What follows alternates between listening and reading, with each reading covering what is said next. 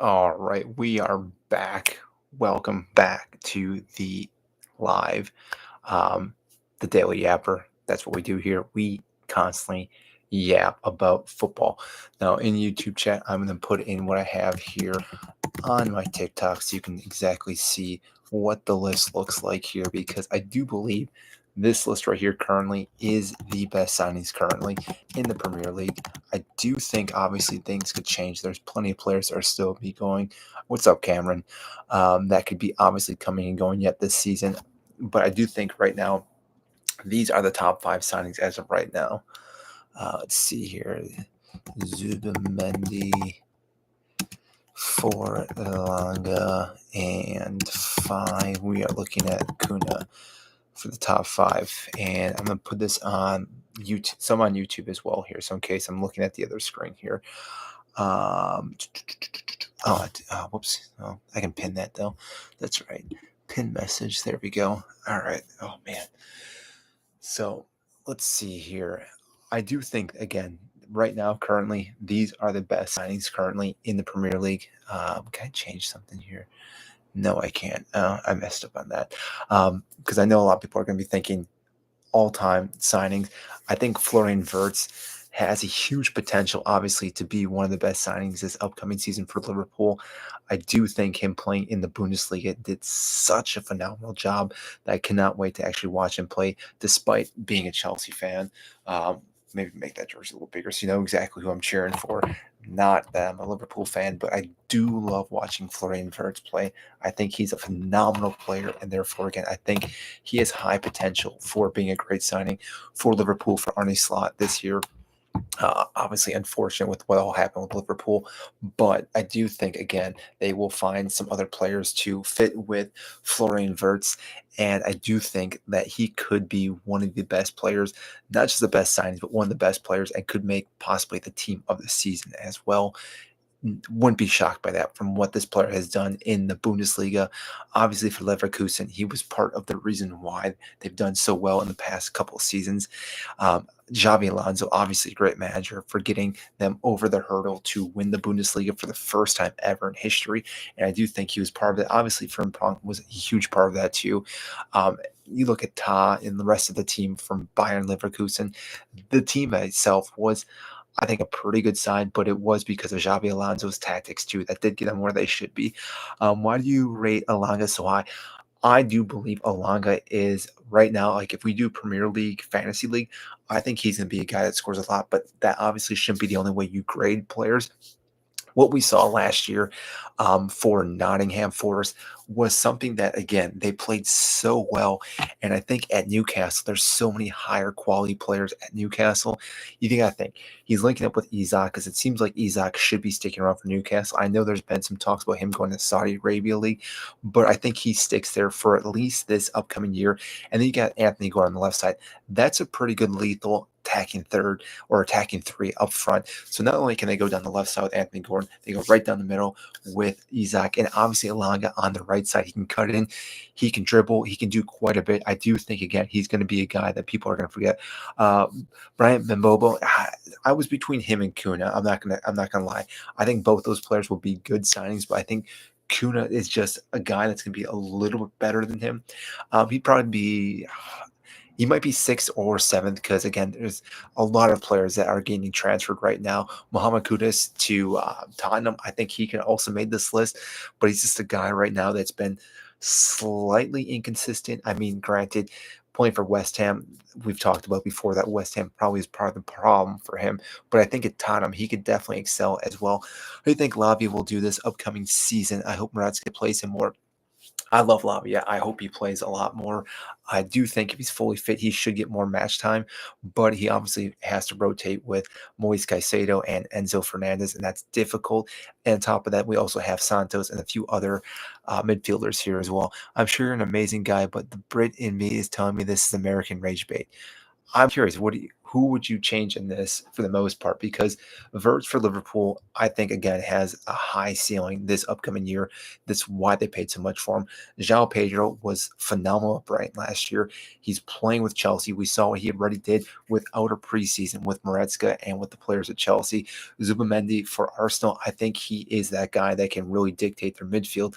Alanga, we saw what he was at Nottingham Forest, and Kuna at Wolves was absolutely phenomenal last year. He's the reason why Wolves did not get relegated. He literally carried Wolves for so many matches and just by himself won matches. And I understand there's obviously 11 other play or 10 other players that are playing with him, but this man dragged Wolves out of relegation and made sure that they stayed up, which is why Milo Kirkes, he's a great sign too. I mean, we're only looking at the top five. There's been great signs. This isn't to negate all the other signs that have gone through because I would say Kirkes is a great signing. I would think Nori for Manchester City is a great signing. I'm trying to think as of right now. The other signs, Morgan Gibbs White, which I guess is debatable if that is a signing yet because it looks like there's been some legal actions going on with that. If he does go to Tottenham, I think that's a phenomenal signing as well. And if he does, I may bump one of these guys out. I'm not sure who it would be. Maybe I would bump João Pedro, but like I said, I think he's such a good sign for Chelsea this upcoming year that he does make sense. He should be on this list here. Where did Zoumeni? He went to Arsenal. I think he's going to be phenomenal Arsenal, and that's coming from a Chelsea fan. I think he is a great signing for Arsenal. I think that's one of the best signs Arsenal could have done. Obviously, they still need a number 9. But that being said, I think, like I said, their midfield's pretty much sorted out. Him, Declan Rice, I think is going to be a great combination, depending on however they play that position. Alanga, again, I think people are sleeping. Cole Palmer, underrated. I think a lot of people are sleeping on Alanga and how good he was last year. And I think despite how he performed Manchester United, what was that, 3, 4 years ago? I'm not sure how long ago it was. I think there was potential, but after making that move, Nottingham Forest, he did so well. And yes, I understand Nottingham Forest played above probably what everyone expected them, but he was a key factor and scored some incredible goals, some vital goals for them. I think he's the same thing for Newcastle. And we just mentioned earlier the attacking thirds. Reiners, when I was looking at City, so again, it's very difficult to go with a 5. Reiners is a perfect signing too for City. I went back and forth between him, Alanga, and Kuna. I'm not going to lie. He was in my list, and I took him out for the time being. But like I said, Nori as well, Cherky, probably mispronounced that. I'm terrible with foreign names sometimes, but I think, yeah, he's a great signing. You go Verts, Reiner, Cherky, and Bomo, and Kuna. Again, those are all great signings. This, again, isn't saying these are the exact. This is my opinion, but like I said, I think it really is what Gibbs White slots in the 4 where the huge signs. The only reason why I didn't put Morgan Gibbs White in here is because he's not technically signed yet. There's legal actions going on it. So if he was technically over the line and was actually playing, yes, he would be in this list. I would definitely put him in probably. I would probably put him in second, if not third. He's that good of a signing. It's a far clear of Alanga and Kuna. This is actually Rage Bay, bro. Again, when we're looking at he hasn't played in the Premier League, so it's hard to say. And yes, I understand. I'm putting Florian Wirtz as number 1, a guy who hasn't played in the Premier League, but I think the guy has such high potential. And again, and Bowman, yeah, we could easily put him in this list too. But again, if we're looking at United players, I think Kuna plays better for them. I think he's a better fit for Ruben. Not to say that Brian isn't a good fit as well, but like I said, Manchester United is going to win Champions League, Prem, FA Cup, Carabao Cup, and Super Cup. Highly doubt they win the Champions League despite the fact that they're not in it, but I guess they could somehow rig the system to play into the Champions League. I'm not sure how that would work. Ricky Verts, Reiners, Kuna, Andres Santos. I mean, Santos is a good signing, but I'd put Esteva above him as well. But he's a good sign, but I don't think he's going to get a lot of playing time this upcoming year, especially with Caicedo. It's going to be difficult for him to get time. Bro, you're sleeping on Kirkes. No, I think Kirkes was a phenomenal signing, and I guess maybe I'm being unrealistic because now that I think about it, there's not really a defender in here. Maybe I should have thrown at least one defender in here because Kirkes is so young and his potential so high. I think Liverpool did the right job bring him in as soon as it possibly could. He did phenomenal at Bournemouth this last year. And again, I think he's obviously going to be a bigger or better upgrade than Robertson was last season. Robertson just did not perform at all. And obviously, it's the reason why they're going for a guy. Oh, we mentioned Petrovic to Bournemouth. Petrovic could be a good signing for Bournemouth, but it's hard to say because yes, he did so well at Strasbourg last year. Had a few key errors the season prior to that with Chelsea, and that's not to say he's still not a good goalkeeper. A good goalkeeper. I think he has potential, and it's hard because Chelsea obviously were in between two positions: keep Robert Sanchez or Petrovic. You have to sell one of them because they both want to start, and therefore, against why we actually sold Wim. Um, is not pronounced like that, bro. I'm sorry, it's my American accent. How am I pronounced? I apologize. It's how I pronounce some of these words, and again, it's going to come off the tip of my tongue a lot worse than it should. No offense, no, I apologize for the pronunciation on some of these. Reiners, yeah, again, I think he's a great signing. I do think he does fill that role. Let's see, what's this filter count similar to those settings? Oh, I'm not sure what's going on there. I think he's a great signing for City. I am curious to see how he role plays into. I'm American. Let's see too. It's just wrong, bro. Okay. I mean, like I said, depending where you're from, you pronounce things differently. Um, can I join? I'm just doing a talk here for the most part. Nori at City, yeah, I think he's a good signing. Again, he was a good player at Wolves, but did have his issues with defending. But you could bring that down to that. It was at Wolves. The rest of the defense and midfield wasn't as good, but I think him and Kuna playing on that left side did quite well. I mean, those two pairing together did really well overall. So I do think he's a good fit for City. I think for Pep Guardiola, it's a perfect signing. He's always going to make him better. That's the thing with Pep. He's done so well with so many players. You look at some of the guys that now look great at Manchester City, and you think beforehand there's no way that they'd be that good. I mean, you look at Ake, who was at Bournemouth again. So again, I'm just going to keep saying the way that the medical staff says it. But he was there. Obviously, was at Chelsea too. Went there, then bounced to City, and now has been a great signing for them. And the fact that there's a bunch of other players. Mbappe to West Ham. Here we go. I don't even think Mbappe could save West Ham next season. It's just how bad West Ham is. Rodrigo Liverpool Golden Ball, possibly, but I don't think it's going to happen. Rodrigo Liverpool Golden Ball. Seeing what else here. I may have missed some stuff here. How does Verts fit in Liverpool? Don't play with a 10. Bad signing. Verts can play as a 10, but he can also play out on that left side. He can kind of facilitate where he needs to. He can play as a false nine too. Whether I think they will play him as a false nine, that's up in the air for Arne Slot. But I do think he has the versatility to play in multiple roles. He can play in the midfield three. Again, there are so many different things he can do. Thoughts on Sean Longstaff to Leeds? I actually think that's a good signing too. Let me grab some water. Uh, Longstaff to Leeds, I think, is a good sign for both parties, for Longstaff and obviously for Leeds. I think he does fit that role in their midfield, and he wasn't getting the playing time he was at Newcastle this past season. Is he a phenomenal player? I wouldn't say no or yes. However, I want to say that he's a good player, but I think he is more of a system player, and he will fit the system quite well for Leeds, which I do think Leeds does well this upcoming season. Like, I think Leeds is the team that stays up that just got promoted. I think Burnley could also stay up, but it really depends on who they bring in as well. I don't think Sunderland has a chance this upcoming season, but obviously things can happen any point in the Premier League. Um, for me, he's two value money. He's number one. Pedro over Kuna, and yeah, Zhao Pedro I think was pretty phenomenal at Brighton last year. And even prior to that at Watford, he did really well. And he's just getting better with age. I think sometimes people don't realize how good of a player he's been. And yes, he's missed some chances, but again, you got to think factoring he's a young player. And that actually just makes me think how Nico Jackson, I think, gets a lot of hate as well. He's still fairly young, and he definitely can be a great player yet. Whether he goes to another club, I don't know. He's actually going to move somewhere else. But like I said, there's a possibility that he could definitely move on and do quite well. American Who Knows Ball.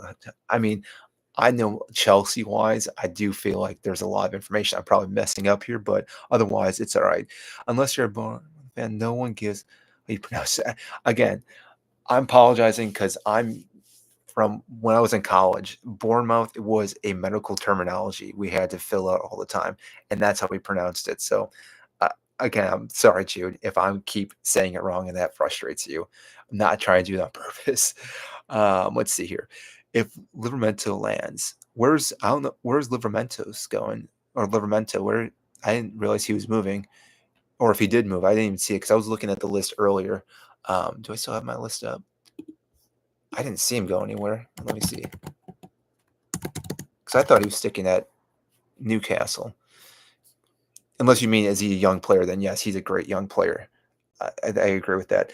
Uh, Mohamed Kudus, again, I think he's a good signing, but he is a guy that is flaky at times. And it's hard to say because we mentioned earlier, he played for West Ham, which is a team that was very yo-yo effect. There's multiple times that the team looked great, times it looked terrible. And he was one of the guys that usually stood out and definitely won them a handful of matches. I think he can do well at Tottenham, and I do think Morgan Gibbs White, assuming he's going to go there, is going to be a great signing as well. But I do think their midfield will actually be quite ridiculous, and I do think James Madison being fully fit still plays in that 10 role with those players somehow. I think they can actually make that work. And then Bentancur, I would assume is going to be their CDM, but again, I'm not sure if they're going to look for another guy to bring in into that midfield. But I think Heung-min Son is possibly on his last season, so they may start rotating him out, which seems kind of crazy to think about. He's been at Tottenham for so long. He's obviously been one of the key factors in their success, but it's coming apparent that he's getting a little bit older. It just can't do what he used to do for the most part. So again, they have to move into different tactics. And obviously, Thomas Frank is going to have different tactics than what they had last year. On the topic of promotion relegation, who are your top five next season, bottom three? Rio, I don't know if you're still here or not, but top five, again, I'm biased. Chelsea's obviously in the top five. It's got to be Liverpool, City. I think Newcastle, again, I think some of the signs they have been doing. And the other day we said Manchester United. I think I'm going to sit with that yet. I think United still finish in the top five. Bottom three, though, Sunderland for sure. West Ham, I could see Burnley, but I really, obviously Sunderland, but I could see West Ham, Wolves, and possibly, again, Burnley, but I think Leeds stays up. Well, Momo, what's your opinion on him? I think he's a great signing, but my only problem with Mbomo is that he's not a proper 9, and that's what United need right now. And the fact that they're linked to Jackson too is one of those things that doesn't fully make sense to me. So again, I'm not too sure. He's a great player. I'm not going to say he's not a great player because he is. Obviously, what he did last year at Brentford, but they need a proper 9. And right now, they don't have that. So that's going to be a huge issue for Ruben. And again, maybe there's other things they're looking at. Noni to Arsenal. I'm indifferent to that because I think it's not a great signing. I understand the point of the signing. We made a video earlier about it, but for 50 million, it's hard to say you're buying a guy to play a backup position for 50 when they could have obviously went out and bought a different player that I think could push for on the left wing. People have said that Noni can play on both sides, but watching him play last year at Chelsea, he can't play on the left side. And maybe I'll eat those words, but every time he played on the left side, even in the Club World Cup, when I went to the games to watch him play, he literally just isolated himself off to the left side. Yeah, left side. Sorry, I had to think I was saying the right word. Left side, and just waited for the ball to be received to him. Granted, at that point, I don't know if he was actually on the verge of leaving and just didn't care. But like I said, watching the matches I saw with him on the left, he is just a ghost of himself compared to that right side. But he's a terror on the right side. But obviously, Saka starts over him. How big of an impact will the signing of Gyökeres be to Arsenal? I mean, if Gyökeres goes to Arsenal, I think that's a huge signing, and I would actually put him in the top five. I think again, that's what Arsenal is missing. They need a proper number 9. But like I said, they just don't have it. I know they had Gabriel Jesus, but he's just a guy that he's good. How do I want to say? Foot wise, being in the right position. I think him and Trossard are the kind of similar players. They don't have the aerial height for number 9. Now, granted, obviously on set pieces, they have the guys for the aerial height. You got Rice, you got Saliba, you got Gabriel, even Ben White's a big guy. But when they're attacking, those guys aren't always in the box. So they have Gyökeres in the box is obviously going to make a huge difference. They can whip the ball, and they have plenty of players that can play beautiful set pieces or whip the ball. I mean, again, we just mentioned a few players, but Saka obviously would be feeding the ball to him. So again, I think it makes a perfect signing for them. I still going on him though. It still baffles me that United, despite all the signs they've been doing, why they didn't go for Gyökeres. Because again, it made sense. Ruben was at Sporting, coached him, knows how he plays. has a tactic set up for this upcoming year. And again, they're missing number nine. Hoyland's not the guy for him. Neither is Xerxes, and yet they didn't go for him. And they obviously are spending money this transfer window. And I'm assuming he would have went to United. I mean, when you're looking at Arsenal and United, for a player. Granted, I know where both teams finished last year, but if you're looking at just the standpoint alone of how good both teams have been historically, it makes sense that he should have went there. Hopefully, sorry if I missed quite a few here. I apologize because I went on a little bit of rant with that though. It's going to be a game changer for us having a natural striker, unlike Havertz. Yeah, exactly. I mean, that's the huge problem that Arsenal has been having in the last handful of seasons. And I mean, Chelsea fans went through this as well when we had Kai Havertz and Timo Werner. They were our strikers, but they're not proper number nines. Timo works better on the left side. Granted, his finishing has been poor since RB Leipzig. I mean, he was phenomenal in the Bundesliga. Once he came to Chelsea, I don't know, he lost confidence, couldn't find the back of net, and obviously even at Tottenham has struggled. He's been so many chances to score at Tottenham, and he just cannot do it. Same with Kai Havertz. Not that again, he didn't play poor for us, but it just was one of those things that's trying to fit a round peg in a square hole. It's not going to happen. And like I said, they've been doing the same thing at Arsenal. And granted, with the injuries, they kind of had to throw him there, and he did score some good goals or some vital goals for them. But having a proper striker makes a huge difference. Let me go up here a little bit. Arsenal just signed Noni. Yeah, he did. Kudus, Kirkes, it's top five signing. I think he could be a top five signing. I think he has a potential. Milos Kirkes for Liverpool. I think he is a guy that is going to be massive, and him and obviously Florian Wirtz on the left side. I think both those guys working the left channel is going to be very difficult to defend. Now, granted, I think teams can still beat them and obviously break down Liverpool, but I do think that both sides, because now you have to look on the right side with Frimpong going forward, and you could even put possibly him in the top five as well from what he's done at Leverkusen, because that man could just go forward. He's got ridiculous pace. So him overlapping with Mohamed Salah is going to be difficult to defend. Obviously, just talked about the left side. Their midfield's absolutely stacked. You look at McAllister, what he can obviously do. Gravenberch is a great midfielder as well. Szoboszlai. They have so many factors, Liverpool, that they are going to be a team that's going to be difficult to beat. Do I think they're beatable? Obviously, but they still have so many players that makes them difficult. He was one of the best left backs last season. Yeah, I would agree. He was, I think, in contention for the best left back. I think it went to Robertson for Fulham, if I'm not mistaken. I mean, I would obviously put Cucurella in that talk as well, but I do think that I mean, if you said he was the best left back, I wouldn't argue that. I think that's a good shout. What about King Jaman Ping Pong? I mean, again, I think he's a great signing from Leverkusen. I do think he may take a little bit to settle into the Premier League, but overall, I mean, when you look at him compared to Trent Alexander-Arnold, he's not as good going forward, but he's as good, if not better, defending, which obviously that was a liability for Liverpool last year. Granted, Trent's such an amazing player going forward, which we mentioned yesterday when we did a live, that he obviously could go and score goals. So his defending, if it was lacking a little bit, he still pulled himself out of the holes he would dig by making errors, by scoring goals or creating assists. So again, it's one of those I think Frimpong will be better defensively wise, but he still can attribute to the attacking third as well for the most part. Just looking over at the YouTube channel if there's any questions over here, and there's none. Okay. Ryan, he's perfect for City. He's better than everyone on his list, bar Verts. Again, you're probably right when you're saying that. I haven't seen enough of him, and again, it's one of those. And like I said, I know I have Verts in this list, but I do think he's going to take a little bit to fulfill his role in the City, because obviously Pep Guardiola has such high standards. And the fact is that they have so many midfielders. They brought in quite a few midfielders this past year. I don't even know where Nico Gonzalez goes. I mean, if he's going to be starting anymore, or if he's going to get sold. Then they obviously bought why can I not talk right now? Cherke from the Lyon.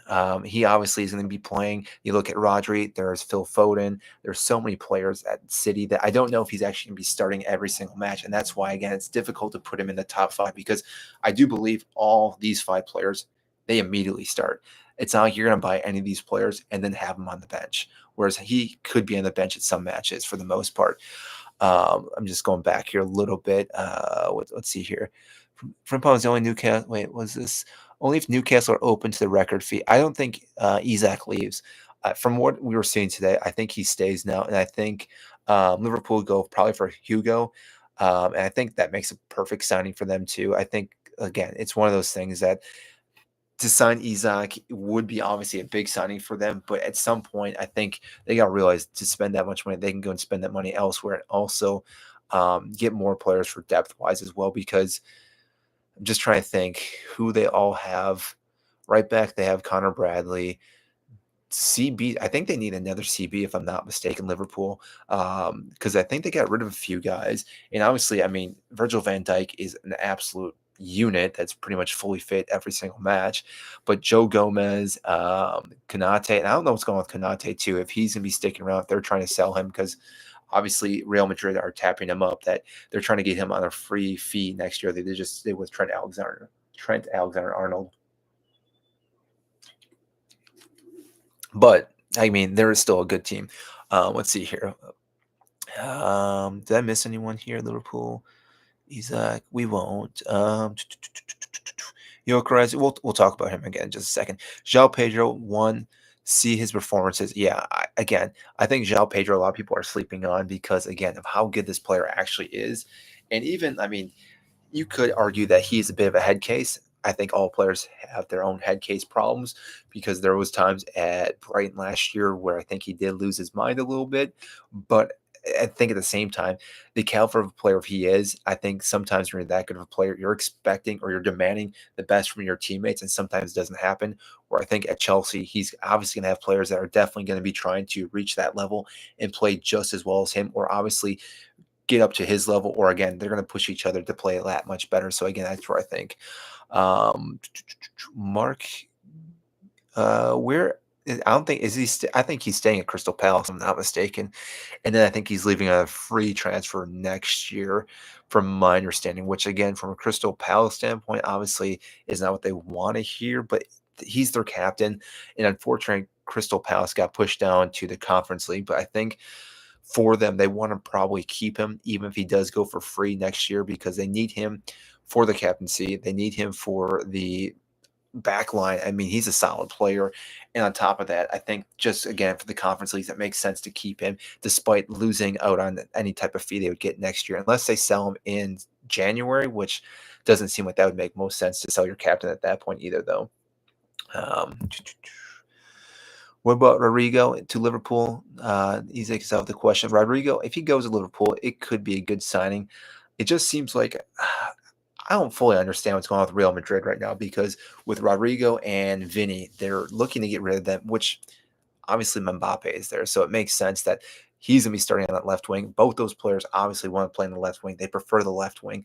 But you would have talked about 2 seasons ago, both those players leaving in the same window would have been ludicrous to even mention that because of how good both those players are. I mean, Vinny was what number 2, number 3 in the Ballon d'Or just a couple seasons ago, and obviously was very important for their Champions League run that they had the other year ago. And the fact that they just brought Mbappe and just like, you know what, we're just gonna get rid of these guys. I think Rodrigo is pretty much linked to every single club as of right now. So I mean, I think he has his options, which that's better for him, not better for clubs because he can obviously pick and choose where he wants to go, his fees and everything along those lines. I know there's been links to Chelsea, but to me, it doesn't make sense. We have so many wingers right now, unless we start selling more players. But so Liverpool would make sense for the most part. Just seeing over here again. Class kid up the world champs. I'm going to Stamford Bridge next week, so I will be buying a new jersey, and it will have the nice badge right in the middle. I'm not sure if I'll get someone on the back yet. That's still up for debate, but we'll see. Um, Isaac is still a top target and not out of the question. Also, it's up to Rodrigo to leave. Yeah, well, I think it's up to Vinny to leave too. I mean, any player that again is not playing well, it's like Jane Sancho. It's up to him to leave. Obviously, United want him to leave at any given point. He's not going to, and obviously Chelsea were trying to meet his demands because they were trying to keep him. I think he did very well this past season, and I think he could have stuck and done well under Maresca. I do like Jane Sancho as a player, but obviously he's looking out for himself, which I mean, the club does the same thing. They're always looking out for each other. So we might break FFP rules with 110 mil.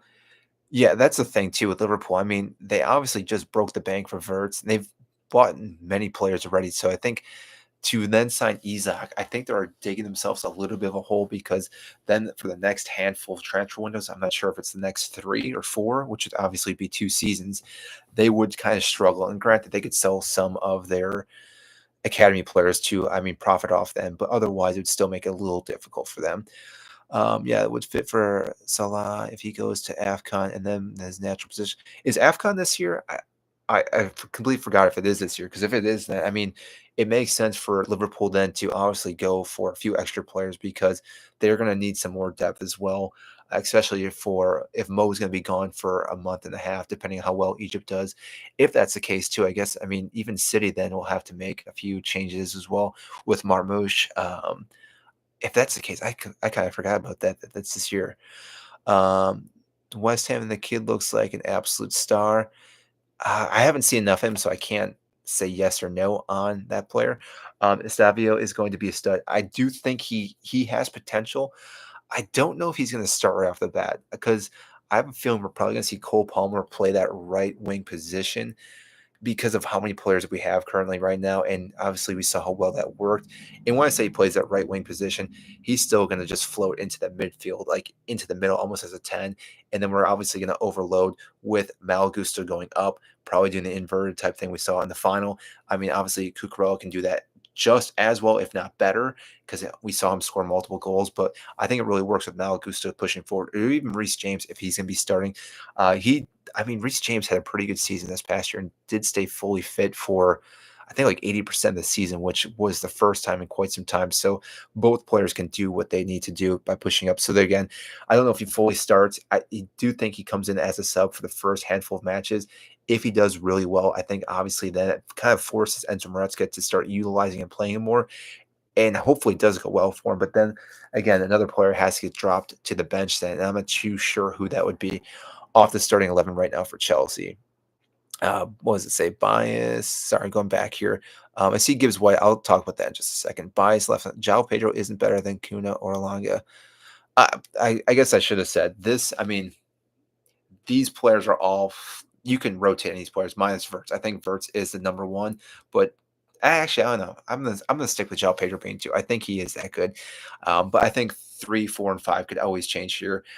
Kuna. The only thing I have against Kuna is again the issues with him being also head case. I know we just talked about another player being like that, but obviously he could have easily been suspended for way longer last year, and granted he wasn't, so which helped out my fantasy league. So I'm not going to complain too much. Gibbs White. So right now, the reason why I don't have Morgan Gibbs White in this list is because it's not fully completed. I know we got the Here We Go, but it seems like there's some legal actions going on. And to me, it doesn't make sense because they obviously paid the release clause and understand it was confidential, that if anyone came above the price that they would have to then accept it. The fact that they came right on the exact number shows that obviously someone was talking and what it was going to be. But despite that, they still met the release clause. So I don't see how that's even an issue. It'd be one thing if they came like 5 million short and then just kept bumping up. And then all of a sudden they're like, all right, now we have to accept it. But they just started right where they needed to pay for the player. I think that's on Nottingham Forest for having such a low price for such a great player. But at the same time, when they did sign him, they probably didn't know exactly how good White was going to be because he's been phenomenal. I mean, he's done so well at that club that obviously if he goes to Tottenham or despite this, because now the clubs know what his release clause is, so any team can come in and obviously spend more money for him. I don't know how the legal action works with this though, so I would assume it's going to go to Tottenham. But if there's some issue that Tottenham pull out, I gotta assume another club's going to step in and buy that player for such a short amount or a small fee. Any team would benefit by signing MGW. So people on YouTube, I'm curious, do you guys have any questions on the top five, what you think, or who should be the top five? I'm just curious if you just type in the comments. I'll look at those as well. Let's see. Individual performance, right? He is the best on this list. Yeah. Jamie Gittins is going to be good for us also. I think Gittins has the possibility, but it's the same thing that I don't think he's going to get too much time in the starting season. Obviously, Pedro Neto is our best winger. We just saw him just absolutely shine during this tournament. And even during last season, at the end of the season, obviously had one of the best goals for us to, again, achieve top four, that late winner. So, again, I think Pedro Neto does have an injury history, so I mean that could be a good thing for Jamie Gittins. But I do think Pedro Neto starts most of the matches, and then right now, even though I think he's going to be on his way out, Nico Jackson can definitely rotate into that position. Liam Delop comes in. We can also push out João Pedro to the left side. We have Nkuku, even why am I forgetting his first name? George as well can play on the left or right side. Obviously, Gittins can, and then there's even one other player I'm blanking on right now that can play on the wing. Well, Raheem Sterling, but obviously we're selling him too. But that's one of those players that you just kind of forget that he's even at Chelsea now. You think Arteta can fix Chelsea's players? No, I do not think so. I don't fully understand what I mean when I say I don't understand why Arsenal is buying these Chelsea players. It does make sense because they're both in London. I mean, the players want to stick around where they're already living, so it makes sense. But again, it doesn't make sense. Kepa obviously is going to be a backup to Raya, but if Raya gets hurt and they have to rely on Kepa, it's going to be a bad season. Now, granted, most of the time it's going to be a bad season anytime you have to rely on your backup keeper, but Kepa lets in so many goals from outside the 18. I mean, as a Chelsea fan, when he was our goalkeeper, just watching so many goals, just so many screamers get scored on us week in and week out, it was frustrating. And then obviously the whole incident with the penalty shootout when we had Sarri. I mean, had we have had a different goalkeeper, I do believe we would have done so much better during the Kepa era, and we spent so much money for him. It was obviously a ridiculous buy, but we were forced to buy a keeper. I mean, Thibaut Courtois went to Real Madrid, so we were kind of in a difficult position. And I know he was one of the keepers that was on the list, and I think we just said go for it, and it just didn't work out for Chelsea. Maybe it works out for Arteta, but I mean, if you look at the list of players, I would say Kai Havertz has been average, and that's not to like discredit because he's still a good player, but all the other Arsenal or Chelsea to Arsenal haven't worked out. I mean, you look at what David Luiz, which I guess is before Arteta, but did play for him a little bit. Willian, who didn't work out. Who are the other players that went there? I'm blanking on them now for the most part, but obviously Noni Kepa are there now, and who? Oh, Jorginho. But Jorginho going to Arsenal, he was obviously past his prime. So again, it didn't make sense for them to rely on him too much. But yeah, you think, all right, Verts can't be one purely because anything he does this season won't be enough to justify the price yet.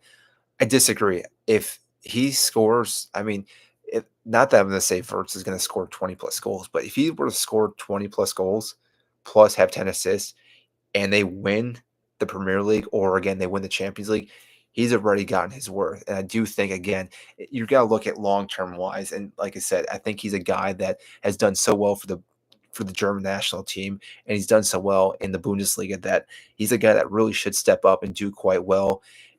Again, it's one of those that it could obviously go south. We've seen some of the Bundesliga players come in and not do well, but I think he's a guy that will obviously do quite well. Verts should be number one. Yeah, I agree. We need another midfielder. United. I'm assuming you mean Manchester United. I'm not too sure who the midfielder would be there. Dean Huijsen. I mean, he was a good signing for Real Madrid, but this is the Premier League. Um, I, again, phenomenal player with how well he did in just 1 year in the Premier League, and I think what he's 20 or now 21. That man has potential to be a great, great player, and I think he has a very high ceiling. Versus going to be a heck of a year. Yeah, I agree. Hopefully, Richard Reyes, Dean Huijsen. Let's see here, would be great. Sorry, I'm just trying to see. I'm going back here. Oh, my bad. No worries, Uncle Bob. Again, I mean, if we're looking at all the signings this year, there's way too many to fit into the top five. So again, I think he's a great signing though for Real Madrid. He started to shine after that though. Um, let's see here. Him or similar to Carlos Babella. I don't know who we're talking about here, so I can't answer your or who you're mentioning as of right now. Frimpong, Frimpong, I think is a great signing as well. Paul Pogba, too. I'm looking forward to Paul Pogba at Monaco. Not that I follow Monaco at all, but I mean, I may tune into a match or two just to see how well he does. Obviously, I'm rooting for him. Frimpong, I do think is a great signing for Liverpool. I think he does have the potential to be a good signing this upcoming year. Reiners, I do think again is another good signing. The only issue with City is I don't know Pep when Pep Guardiola picks his starting 11, it's like roulette. You have no idea who's gonna be starting, and that includes the defenders. It literally, I wanna say sometimes Pep just takes some dice and just rolls them out and then counts it up and goes, "This player's starting, this player's starting," because tactic wise, I mean, they all do the same thing. They all do possession based. So it's not like any of his players really make a huge difference. Marmoush, I do think is a great player. I'll talk about him in a second. But like I said, so you don't know who's going to be starting for the back four. You don't even know who's going to start as a goalkeeper. Granted, Ederson, I think, is on his way out. But Ortego is probably going to be the starting goalkeeper now. But then even the midfield, Rodri's probably the only guy that's going to be starting each and every week. Obviously, I would say Holland as well, but I could even see him getting rotated with Marmoush as well. It would not surprise me. Then you look at their wingers. You got Doku. You have Savino. Then you have Jack Grealish, who again I don't think is going to be playing as much anymore. Probably also trying to sell him. But you have Phil Foden. You have Nico Gonzalez. You have I'm trying to think of the other guy they bought last summer or last January. There was another midfielder. Like I said, there's so many midfielders that they have. I don't know who's going to start, so that's why I'm not putting him in the top five. And the list goes on for Pep Guardiola. It's one of those things. Like I said, they buy. I understand. I'm a Chelsea fan. We get ridiculed for buying so many players, but City buys so many players, but they sell so many players so quickly. I think Doku needs just the end product. Yeah, Doku, I think could be a great player this upcoming year. I do think from the last 2 seasons, he's gotten better. But yeah, his end product is just where he is missing that part because if he could start finding the back net, he absolutely terrorized defenders. Like you watch Doku, like he's one of the only players. Well, I shouldn't say only player. He's one of the best players when it comes to flair, and it's really interesting because Pep Guardiola has been known to pretty much put most of the flair players like out of their misery. Jack Grealish used to be phenomenal at Aston Villa, came to City and just is a shell of himself. Doku, though, has been just accelerating, getting better and better. If, like I said, he could find the back of the net because he's so good at like making a decision in a quick snapshot. Like he can go right, he can go left, he can go right through you. And if he could find Hoy or Highland, obviously he could score more goals that way, but he could also pick up a lot of assists then. And like I said, it could be a very dangerous player. I think Savina is also a great winger for them too. So sorry, I know I went on a little rant with that, but again, even talking about Marmoush as well at City, and like I said, I'm not putting him in because he signed last season. I do think Marmoush has the potential to be a phenomenal player this upcoming year.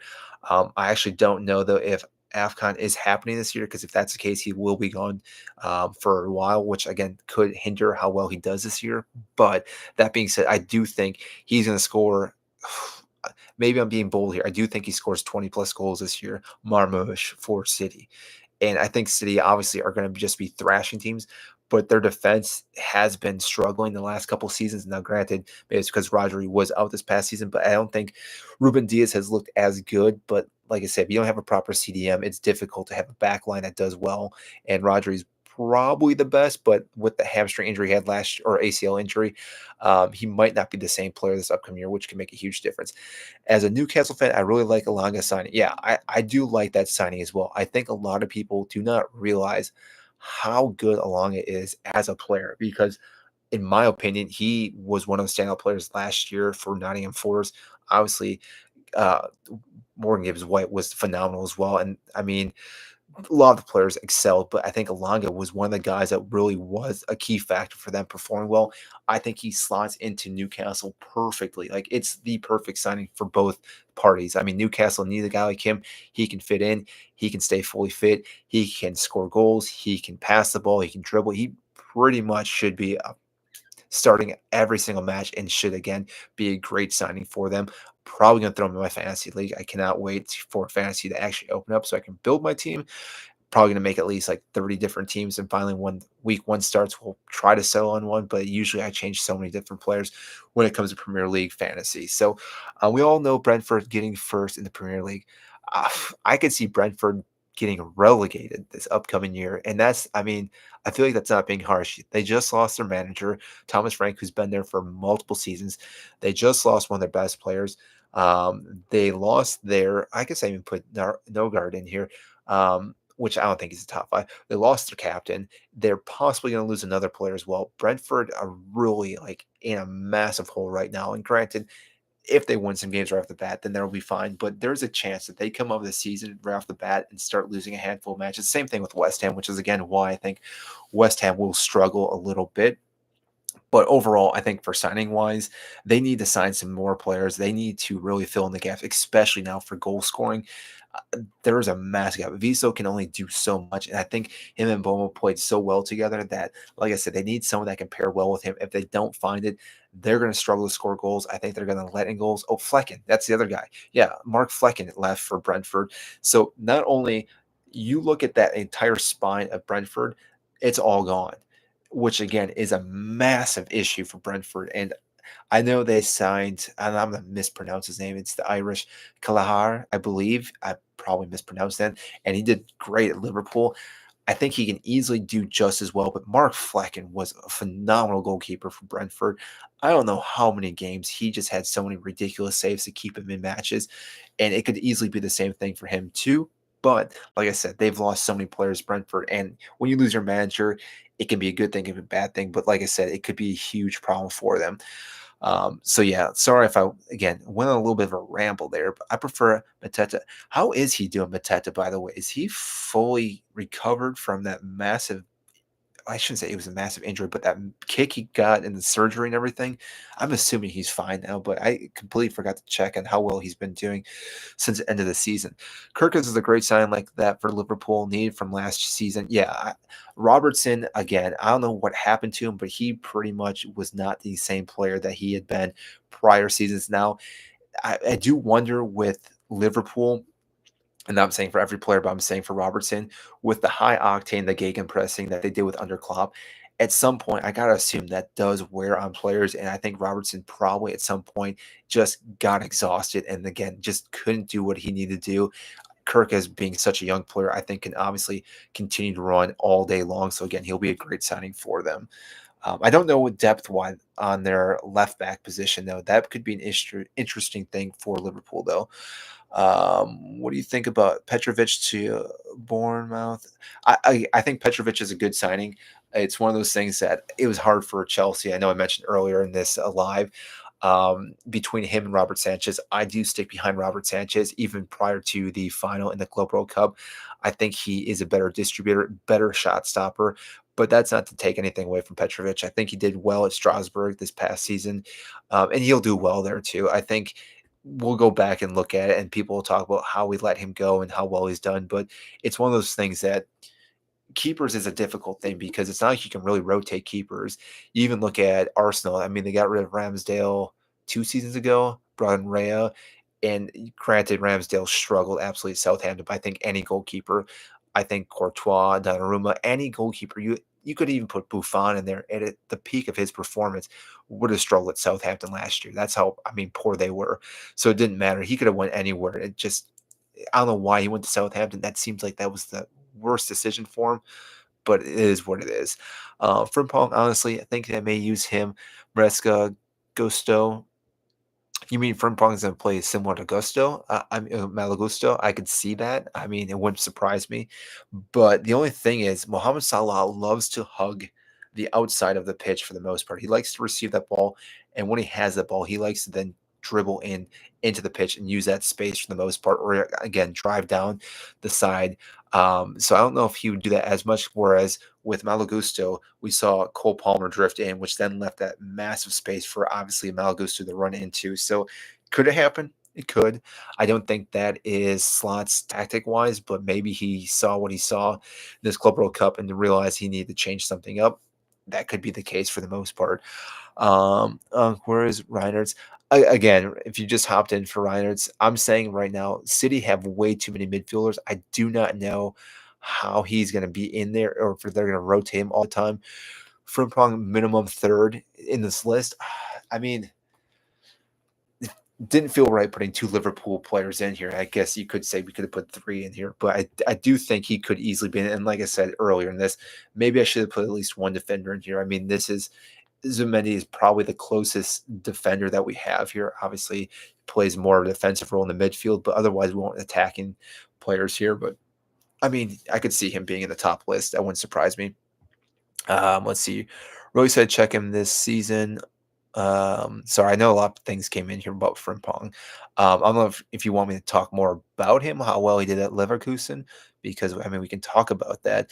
The only thing with Frimpong is, oh, it's the same guy I'm mentioning. I was gonna say his end product for attacking isn't as good as Trent Alexander-Arnold, and I think that's going to be one of his key factors that could be an issue for Liverpool. But otherwise, again, defensive-wise, he's a phenomenal player, is very speedy again, so he can recover quickly, which will make a huge difference. You think Man United will do better this upcoming season? Yeah, United. I think United finish in the top five. I think they obviously do a lot better with the signs they brought in. The only thing is, again, they still need a number nine. They can't rely on Xerxes. They can't rely on Hoyland. I mean, how well Bruno Fernandes was last year is a reason why they did what they did.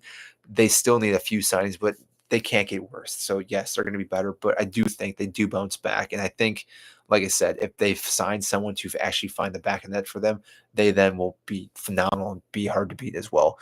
What do you think, Shirky? Again, I don't. I know I'm mispronouncing. I'm blanking on how I actually pronounce his name right now. Is it Churke? If I'm not mistaken. He looked great during the Club World Cup, and obviously he can score some phenomenal goals. But it's the same thing. I don't know if he starts for City all the time. I think he's going to be a rotational player, so that's the only issue I see with him. But if he gets plenty of time, he could be a good signing.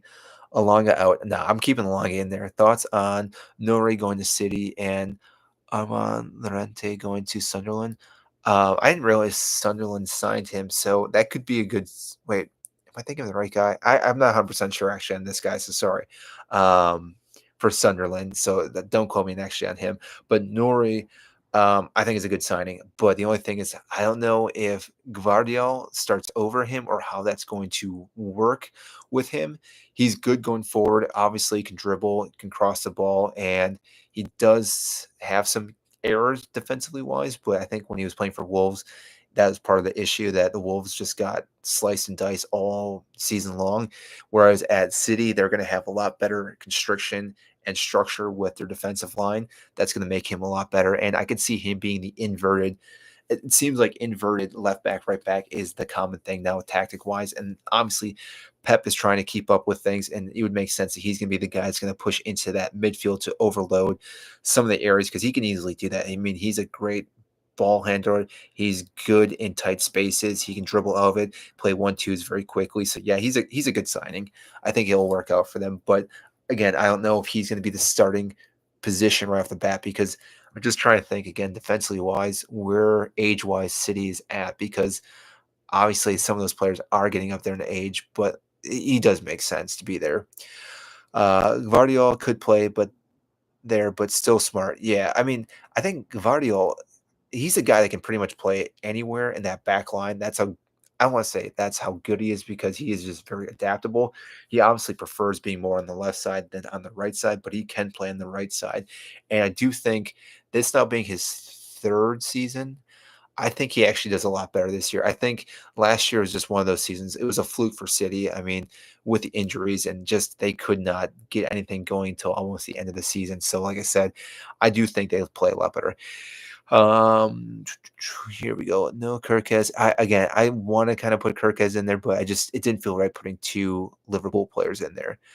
They signed him as a CB though. City finished fourth. City finished third, didn't they? Chelsea finished fourth.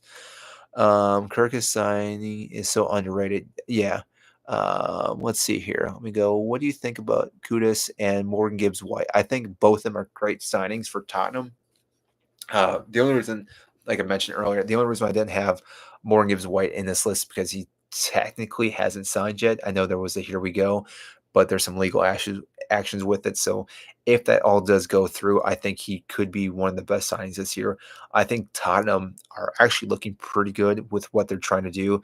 And I do think Thomas Frank is getting the players that he wants. And I think, strangely enough, Tottenham are actually going and buying players for the first time in how many years? Because Mateus Tell, I think, is also going to be a great player for them.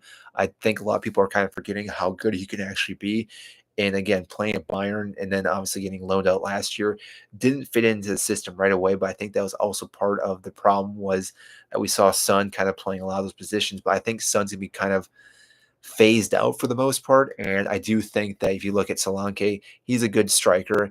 Um, Madison is also a proper 10 who can facilitate the ball. You look at their wingers. I mean, Tottenham, they should be better this year. They shouldn't be as bad as they were, as long as they don't have as many injuries as they had last season. I think that was their key thing. Let's see.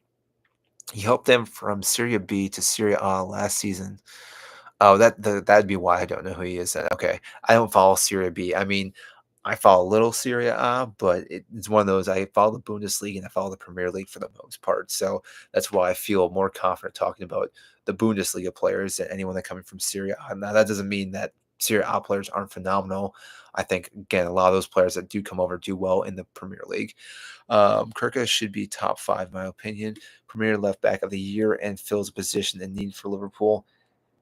I mean, you're not wrong. Again, I agree with that. I just didn't want to put two Liverpool players in the last year, but I do think again, if we're looking at these players, I do think they edge him out just barely. Let's be real though; it's pretty much already at Arsenal. Who is that? Gyökeres you're talking about at Arsenal? Yeah, he's not confirmed, but I mean, he's obviously not going back to Sporting. But and again, it's one of those that he's a great signing, and I think Arteta will be very happy to have him. And obviously, that's a thing that Arsenal have been missing for years is again a proper number nine. I'm not sure why they took this long because it's not like there's been plenty of strikers in the market the last 3-4 years that they've could have bought. They could have obviously helped them out. And again, they just for some reason didn't go and buy those players, which is remarkable. They're going for Gyökeres, great for them, but we'll see. New number 6 and 9, and Tottenham finished top 6, maybe top 4. They're not finishing top 4. I'm not going to put them that high. You got to think about all the other teams. I think Tottenham could finish in the top 6. Yeah, I think that's doable, but finish top 4, no. Well, no, because Champions League. They have Champions League, which I think Thomas Frank is going to struggle with, being this first time ever managing the Champions League. So maybe that does help them out. They get knocked out fairly early on, but I'd still see them making at least the knockout for the most part. Jordan Henderson to Brentford, yeah, very random signing in my opinion. I would agree. Jordan Henderson, I don't care about the guy at all. Man has no values at all. So, and he's pretty much ping ponged the last like 3-4 years around, which who knows? Maybe he's gonna be a good sign for Brentford, but I could care less about the man. Where is Mbomo? I think. I mean, it's hard because I think again, him and Kuna are going to be both proper signs for United. I think they both do very well, and that's the tricky part because you can only put one of. And I guess maybe I should have said this is one player per team. I mean, we could have made it massive. Maybe I should have done a top 10. Maybe that would have been easier to not make people upset because it's difficult to always, especially when you're looking at defenders, midfielders, and attacking players, because they obviously all have their different key aspects, which, in my opinion, I think defenders are sometimes underrated when we look at them. Midfield, the same thing, depending if you're a CDM or if, again, you're more as a six, that again you're not going to get as rated as compared to a guy that's doing more attacking, and therefore again I know I have more attacking here, which again maybe I'm being a little biased as well on the players I'm picking for right now. That's what I'm saying here. Um, where's my prediction top six Premier League table next season?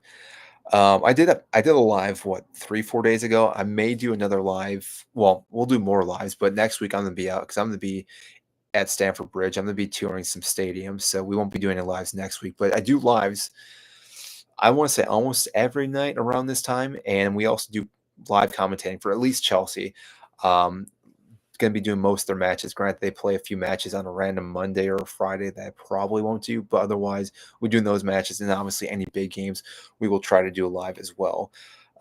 Sorry, I know I missed a few here. Where would you rank Gyökeres if he moves to Arsenal? I'd put him probably at 4, Gyökeres, if he does sign for Arsenal.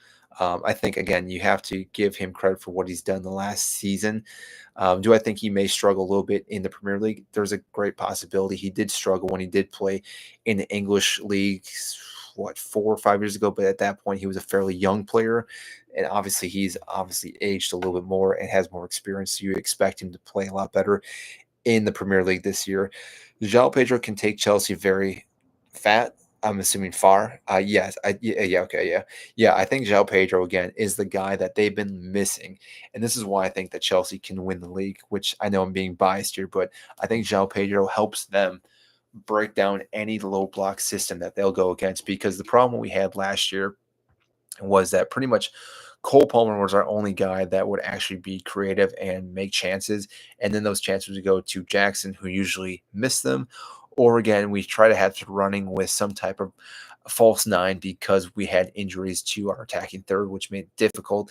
I do think that again, Pedro can be the guy that can, whether he just dribbles and breaks those lines, or again, he knows how to sit in pockets of space in between the lines. So again, he can play quick 1-2s, whether it's him, Palmer, him, Liam Delab, or again, Pedro Neto, all those players, because we saw this at Brighton. He did it so well last year with Brighton that he is easily going to do it with Chelsea. And the quality is higher at Chelsea compared to Brighton. Not to be disrespectful for Brighton, but like I said, he has a capability of doing so much.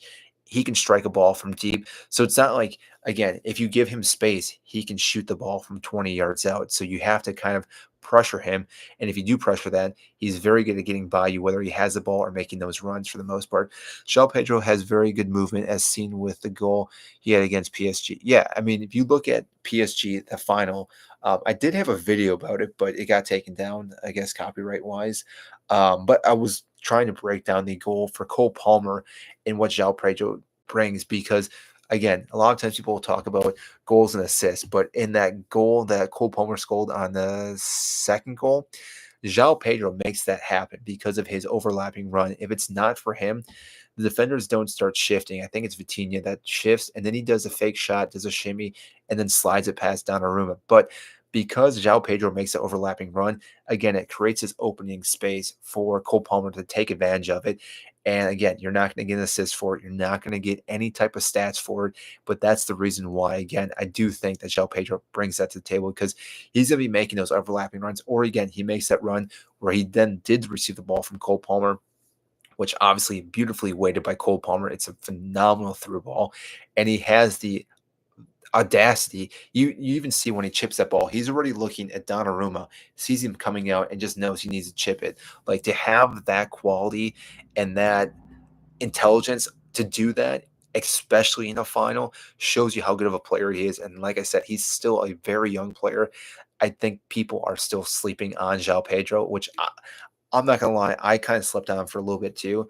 But after seeing him just again starting to play for Chelsea, you can already see why we brought him in. And obviously, our scouts are doing the reports all the time, and they understand why we needed a player like him. So again, it makes sense that João Pedro is on the list, and I do think he really does help Chelsea's upcoming years. So. Just a little bit of rant on João Pedro. We may talk about him in just a little second. Frimpong is done. Upgrade the Trent. It's a sideways move, I think.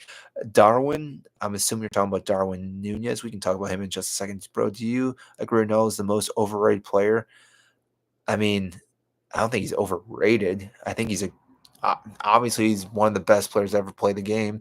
So I'm not going to say he's overrated. The man's going to be on course to score 1,000 goals. So something that's quite ridiculous.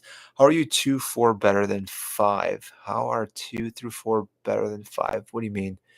2-4. You think Kuna should be number 2? Is that what you're saying here? If that's the case, I mean, I can see that argument. I think Kuna is a great player as well. Darwin Nunez, I think, currently is staying at Liverpool again due to circumstances which happen again with Liverpool, which is a tragedy. But I, I, I don't know what Liverpool. Obviously, they're in a difficult position because now they do need a striker, and again, I know that's why they were looking at Isaac. And I mean, it's again terrible news with Diogo Jota, what happened with him and everything. And again, I don't know how Liverpool. Quick note: Liverpool have done absolutely phenomenal with dealing with the tragedy that happened. I do want to say that, but like I said, they were business too. And again, it's still hard to believe that it's happened, and they obviously still now need to find a striker. And that's why I don't know if Darwin stays now because I think had none of that would have happened. I think Darwin was on his way out, but like I said, now Liverpool still need a backup because Hugo could possibly come in from Frankfurt Eintracht, and that would be a big signing for Liverpool. But like I said, I think Darwin probably does stay. I don't know how well he's going to do. He's struggled under the last two managers with Klopp and with obviously Slot this last year. Let's see here. But not an upgrade. I think Jamie Gittins is a great signing. Pity we didn't get to see him play. Yeah, I don't know if Gittins got signed too late or why he wasn't able, because I thought he signed before João Pedro, but maybe there was an X amount of players we could sign or bring to the Club World Cup. Maybe that's why. I'm sure there's plenty of different like numbers of people we can bring, and maybe they were looking at why we wanted to bring João Pedro and not Gittins. But I am looking forward to watching him play. I think he did quite well at Bepalve. But like I said, it's one of those where it's going to take some time to get him incorporated into the system. So I could see him definitely rotating quite a bit. Shirley Kuna over Zubimendi and Alanga. I think this Zubimendi is the perfect signing for Arsenal. Mine is obviously a number 9. They need a midfielder. I think he's the guy that really does pair well. Whoever they put in the midfield with Declan Rice, I don't know if that's going to be Mourinho or if they use Kai Havertz in that kind of 8 position. They could easily do that. But like I said, it's difficult, but he is the guy that fits that role for the most part. Bowman way better than signing than Zubimendi. Uh, I don't know. I mean, he could be. I think, like I said, I think some people are not realizing how good of a player he is. I didn't know you were on TikTok. Did you come from YouTube? Zara Riyya. If you came from YouTube, welcome to TikTok. I mean, we do both. It's one of those. If I'm going to be live, I might as well have it on both of them because when I do live commentating, typically there's more going on YouTube compared to TikTok. And oh, 1 second, what's going on here? There we go. Squirts will flop, possibly. Let's see here.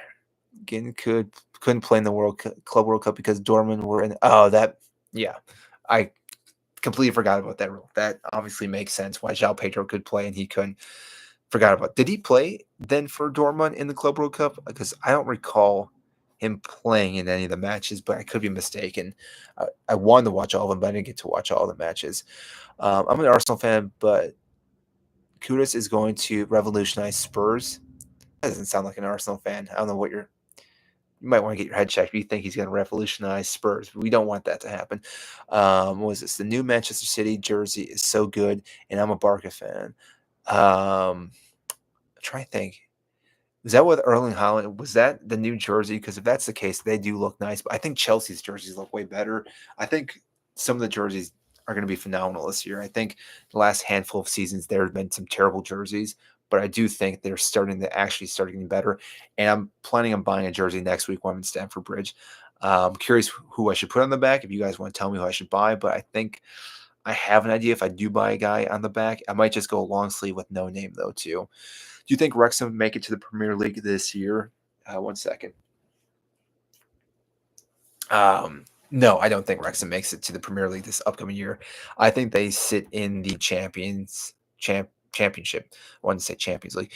They're going to sit in the championship for probably, I would say, at least 5 years. Maybe they inject more cash, but I think there's some financial fair play that they have to now work with, which is going to make it more difficult. Granted, the lower leagues that they were in, they could just keep throwing money into it.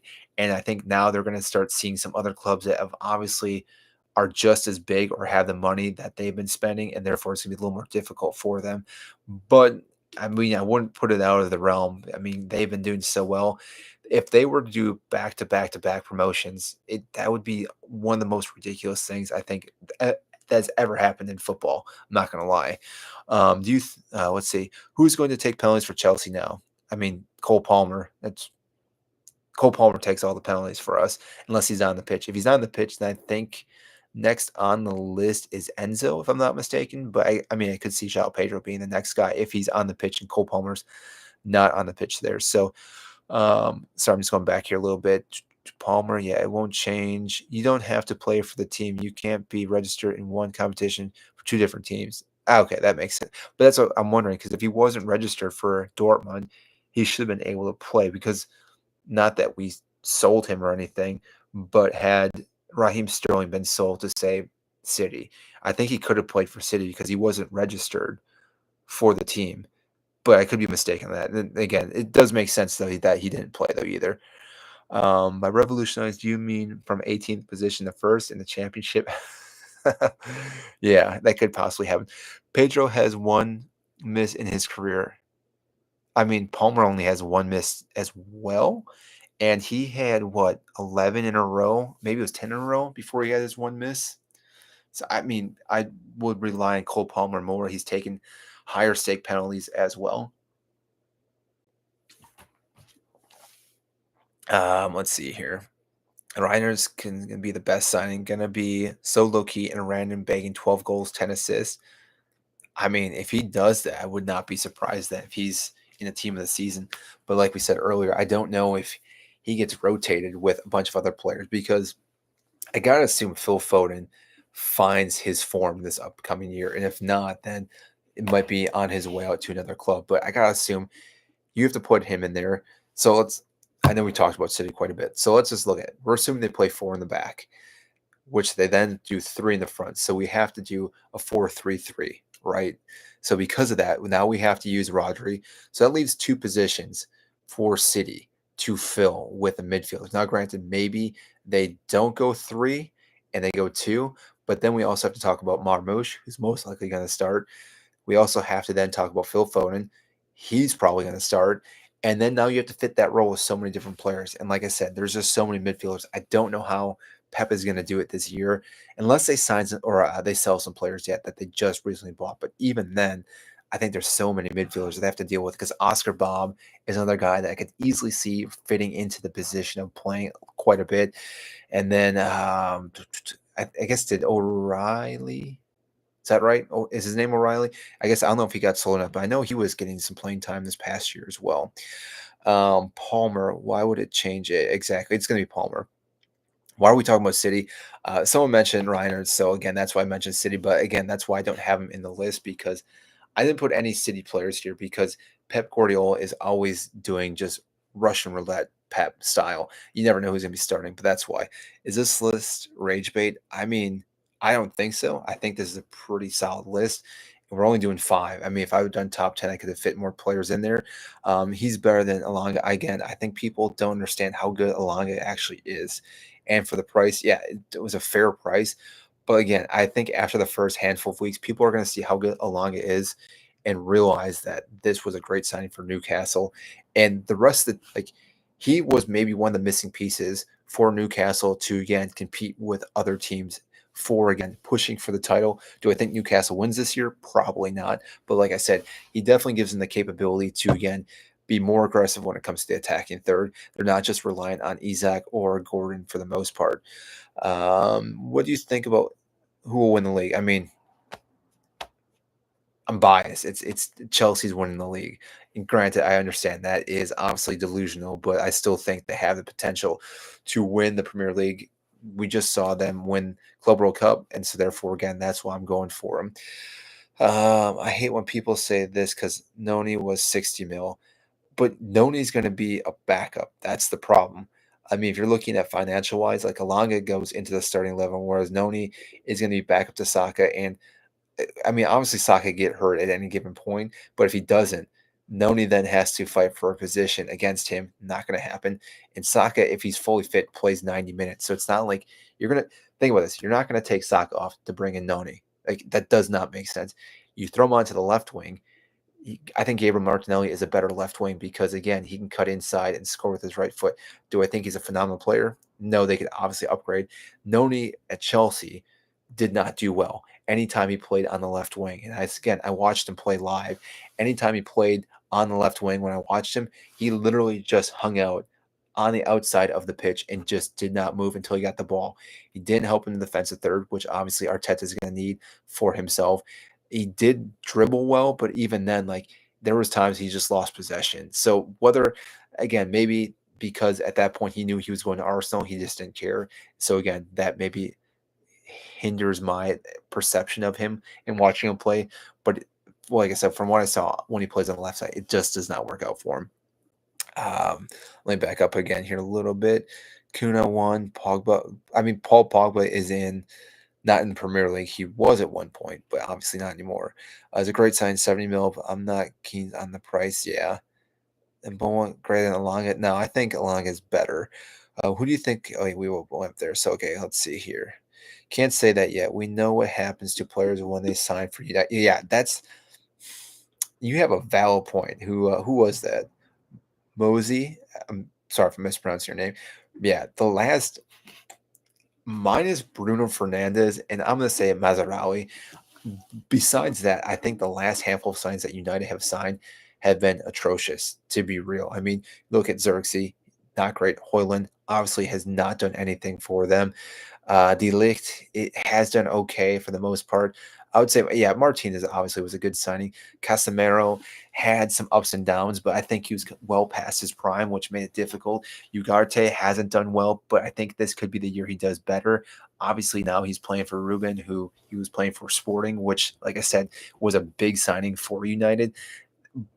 Maybe United does better with the new signings, but like I said, that is always a question and debate because you look at a player like Di Maria came to United and obviously was a phenomenal player before United and a phenomenal player after United. You even just saw him in Benfica when he did in the Club World Cup. The guy can still ball, has done it for Argentina for so many years, but for some reason, when players go to United, it's just a sinking hole right now.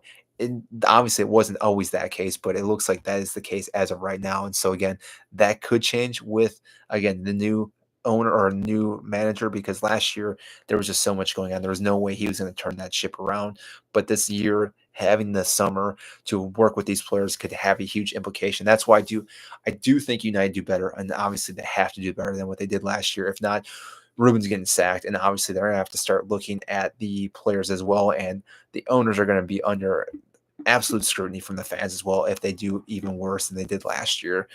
Um, I hate when people say this because Noni was 60. We were talking about overhyped.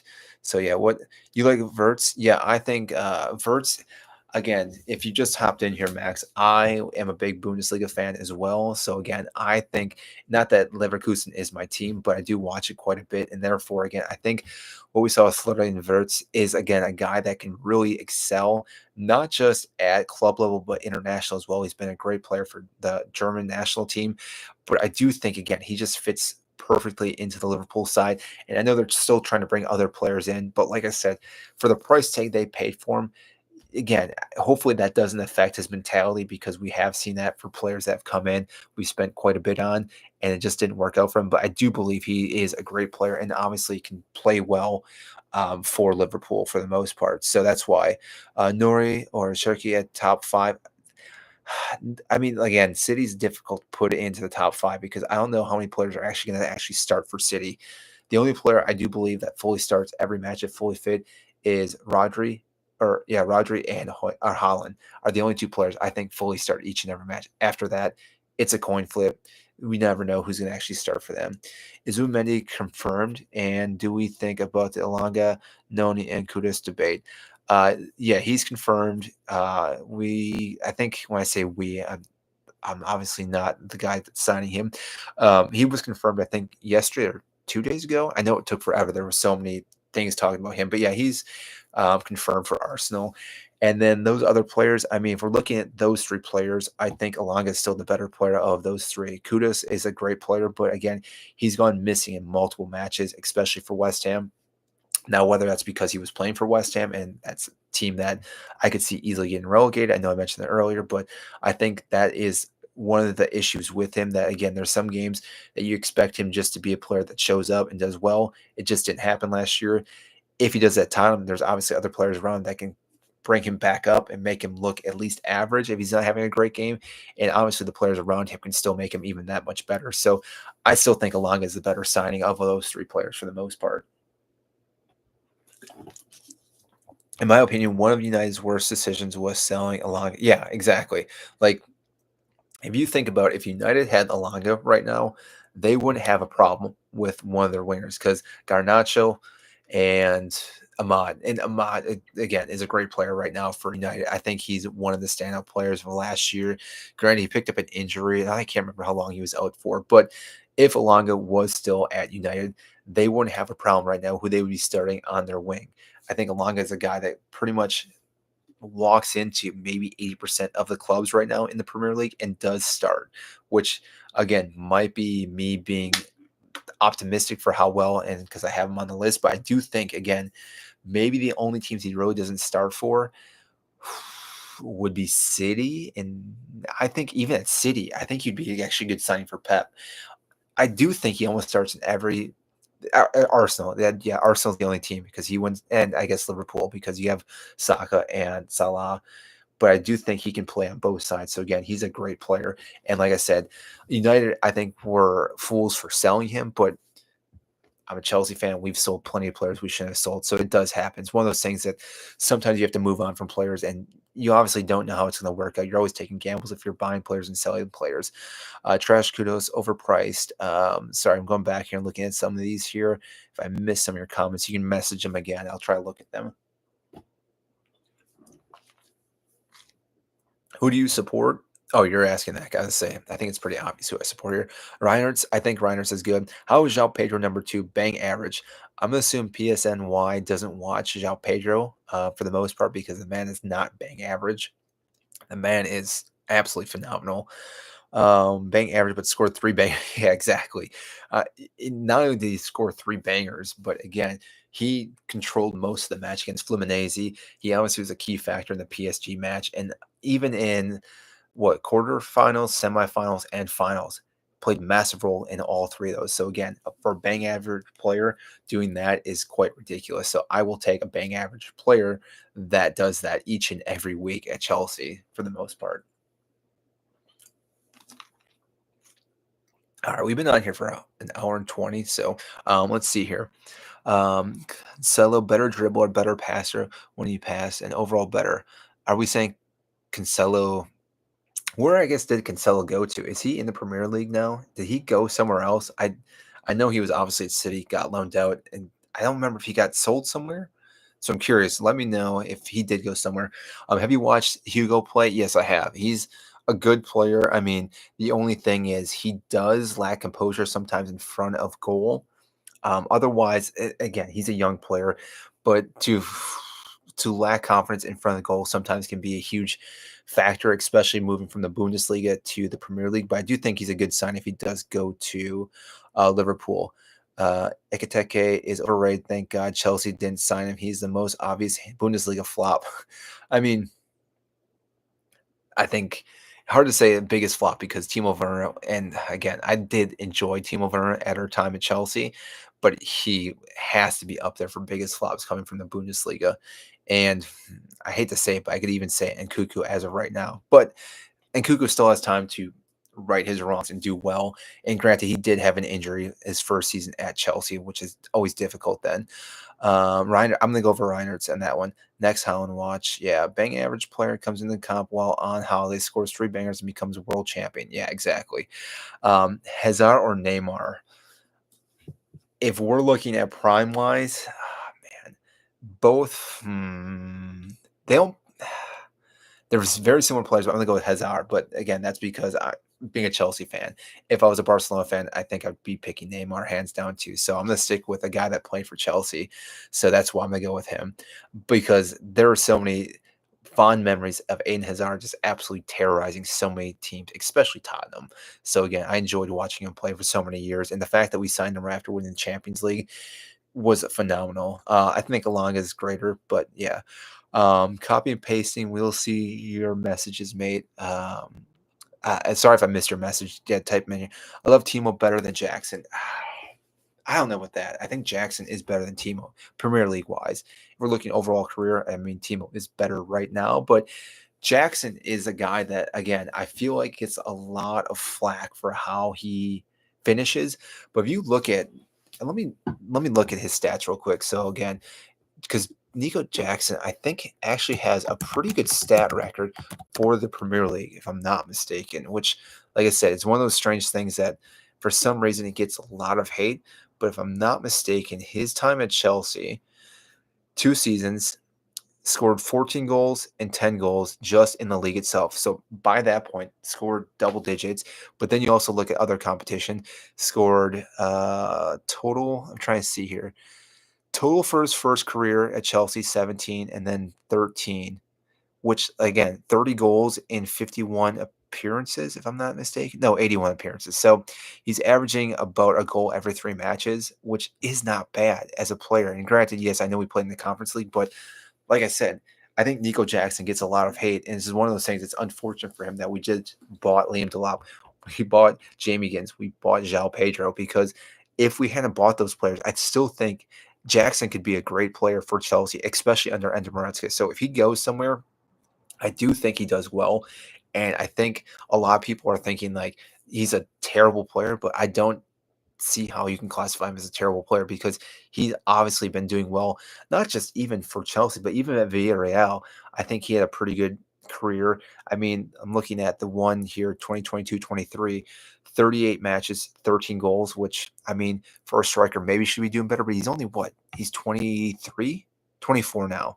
He just turned 24 this year. He obviously can still be a great player for the most part. So, yeah, sorry, just ranted on Nico Jackson for a little bit. So if you made a comment, I'm sorry if I missed it, especially here on YouTube. Feel free to comment down below if you want to about what you think about the signings here. Sorry, let me go back here. Brighton for 20 million. I missed what you said there, so let's talk football. Sorry for what you said there. For me, Verts, Mbomo, João Pedro, Kuna, and Frimpong couldn't decide over that order. What about? I mean, Kirkes. I would still. I think I put Kirkes over Frimpong right now. That's how I look at it right now. But I could see how you could go with that. Why Verts? Why Verts? Why Verts? Because Florian Verts is just a phenomenal player. He's a guy that I think can really just take a game at any point and take control of it and obviously win games. So not only do Liverpool now have Mohamed Salah, they obviously have him as a guy that they can absolutely flourish with. And I do think their midfield with him just got better. So that's why I think, again, I don't see him flopping. Maybe I'll eat those words at the end of the year, but otherwise, again, that's why I think he's, again, number one signing. And maybe I'm a little biased because I am a Bundesliga fan and I do want to put him up there. Should City sign Dumfries or Livramento? Dumfries actually, I think, would be a good signing for them. I don't know if he's actually on the transfer rumors, Dumfries, but I mean, if he goes to City, that's a good signing for them. Not gonna lie. Livramento, I think for him, he should probably stay at Newcastle. I mean, I think if he goes to City, I don't know if he gets starting position. And like I said, it's because it's City. Anyone can start for City each and every week. So I think Akanji still starts over him. Sorry, let's go back here. No, actually, bro, Alanga is very good. Yeah, I think a lot of people are sleeping on how good Alanga is because, again, he played for Nottingham Forest and now he's going to Newcastle, which, like I said, a lot of times people say if they go to one of the bigger clubs. So if you go to the top six, which now, I mean, you could put Newcastle in the top six. I mean, the last, what, 3, 4 years, what Eddie's done at Newcastle has obviously made them a great side. They just won a trophy for the first time in how many years? I think it's what, 60 plus years. And I do think that is a huge boost of confidence for Newcastle because to win a trophy doesn't matter if it's League Cup. I don't care if you win a trophy. It still gives a massive moral boost to your players because it then shows you that your tactics can definitely work and players see that. And therefore, again, they will start playing better for you because they now understand we can win something with this manager. We can get over that hump. We can beat teams. And therefore, again, I think Newcastle is going to be a very difficult team this upcoming year. They, again, have always been a difficult team, but I think they're just going to be that much more difficult. And like I said, the signings that they brought in is going to be obviously difficult for teams to beat them, especially St. James Park. I think that's a big key factor too for Newcastle. I think St. James Park is probably one of the most difficult places to go to as an away team. I think St. James Park, maybe I'm going to say Anfield's probably the worst. It used to be United, but obviously it's not been that for a handful of years. But I'm going to say St. James Park and Anfield are probably the two hardest areas to go to as a team, as an away team. I think, like I said, the crowd that is there, it's got to be difficult. I've obviously never been to St. James, but I mean, just even watching it, you're hearing how impactful the fans are. So again, that's why I've seen someone put Yorkers here. He hasn't fully signed. That's why Yorkers isn't on the list here. Reiners is already, sorry, I'm going back to the City one here, is already underrated because people are even looking at that City signing. again, City, I have so many signings, so I have no idea who is going to start for them. Thought on this year's top five in the relegation battle. Thoughts on this year's top five? Again, Chelsea winning it. Delusional fan, obviously. Liverpool. So Liverpool, I think, finished second. City third. Again, I think Newcastle four, and then probably Manchester United, which that could be Arsenal, depending if Yorkeres does come in. And if he does come in, I think they do push out Newcastle. But I think those is that's where it's going to be. And then relegation, West Ham, I think is going down. I think that's one of the teams that have been up for quite some time. They're going down. I could easily see Brentford going down as well. We talked about it a little bit while ago, probably like an hour ago, because I've been on here for quite some time. Brentford lost obviously some massive key players. They lost their goalkeeper. They lost their captain. They lost one of their best goal scorers. They lost their manager. So they've lost a lot of things. So again, I could see Brentford really struggling this upcoming year. And with a new manager, maybe he does turn things around right away. But I could see easily them having an issue. And then I think Sunderland. I don't think Sunderland does anything this year. They're going to win more games than Southampton, but I do think they're going to struggle. Liverpool is going to cook this year. I do wonder how Liverpool's going to do. Along with Gyökeres, Isak, Kulusevski, Bergvall. Oh yeah, that's who I couldn't think of that earlier when I was talking about Tottenham. Bergvall was the other guy that's going to probably play in that midfield. He's a good player as well, and a young player as well. In what world would United finish ahead of Spurs next season? I mean, it's a coin flip between Spurs and United. I think they both had terrible seasons last year, so that's going to be a tight race between those two. Who's going to do better? Again, it doesn't take much for them to do better, but obviously they can't do much worse unless they want to get relegated. But I think even if they have a poor season again, they're not going to get relegated because of the other teams. They're going to do pretty worse than them. Who do you want starting left wing, right wing, cam, and striker first game of the season? Is this for Chelsea? Because if it's for Chelsea, my starting team, which again, I'm probably going to flip flop throughout now until the first match actually starts. Left wing makes sense to put Neto there for the most part. I think Pedro Neto has the left side locked down. I think right wing is going to be Cole Palmer. And it's because, again, what we just saw, he's going to float more into that attacking third. Malagusto is going to overlap him. So, again, you could say he's also going to be the cam because I think we're going to go with a 4-3-3 again. And then as a striker, I think João Pedro does start the first match for us as well because I think he's going to be fully match fit and it would make sense. But I could easily see Liam Delap being the starting striker for Chelsea in the first match against Crystal Palace. But like I said, we have plenty of options. Christopher Nkunku could also find his way into the starting role. If Cole Palmer does play more in the 10 role, if we do something like a 4-2-3-1, then I could easily see Cole Palmer being in that 10 right in front of Enzo Fernandez and Caicedo. Still Nico, or not Nico, sorry, Pedro Neto on the left side. No, actually Pedro Neto on the right side, João Pedro, and then actually Liam Delap. That could be another option as well. Sorry, I kind of just rambled a little bit. Can you explain your top five? Yeah. So okay. I'm surprised someone's actually asked me this. Florian Wirtz, I do think, is one of the best Bundesliga players of last season. So the fact you're bringing probably the arguably best player from Bundesliga and dropping him into one of the best teams last year, Liverpool, it almost makes sense that he has to be one of the best signings because yes, he's obviously going to go and just play for the best team, but he's going to make that best team even better, which is going to be difficult as any team have to play against Liverpool. João Pedro, I think I don't have to say too much about him, what we saw already in the Club World Cup, but even last year, what he did at Brighton, he's a guy that really can just do pretty much everything as a player. So again, it makes sense why I have him there because he can score goals from inside the box, outside the box, aerial duels. He'll make those runs for you. He can link up a play. He does so many different things as a striker slash as a left winger, depending on what you want to say. And he's very versatile, so that's why he's there. Zubimendi, Arsenal definitely needed a midfielder such as him, a caliber player that, again, I think does well. And I think a lot of times a position like his gets overlooked for the most part. But again, you're seeing at Chelsea, Caicedo does so well. Rodri does so well. McAllister, which isn't a full CDM, but again, he does play that position. But really, a CDM makes a huge difference, especially nowadays when a lot of teams do play a 4-3-3 or 4-2-3-1, because then they can also pivot off that player. So they can hold on a guy that can really lock down the midfield. And like I said, he's probably going to go on the radar. Most CDM players do go on the radar, which again is a shame. But like I said, if you have a proper CDM who does the job, you don't even realize he's out there unless it's Conte. The guy was obviously a guy you always saw playing.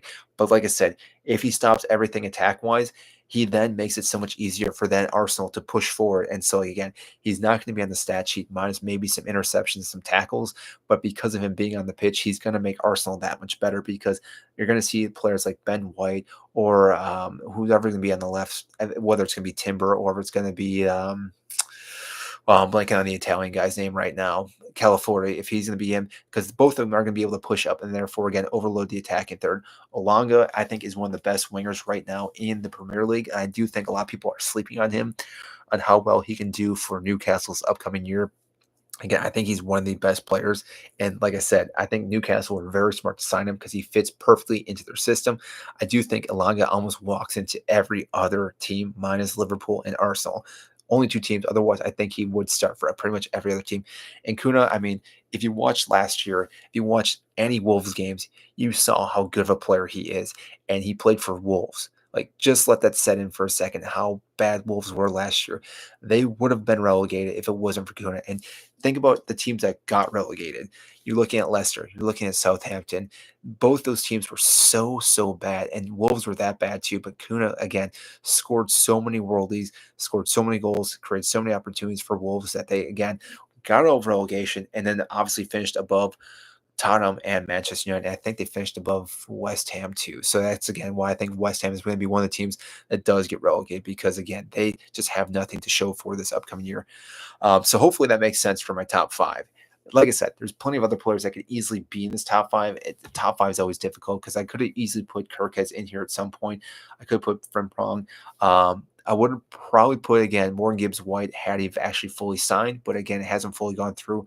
Otherwise, I think he goes into this list as well. Sorry, I need to take a drink of water with how much talking I've done.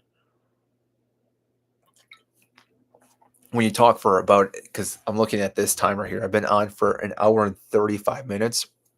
And I think I've been talking straight for an hour and 35 minutes.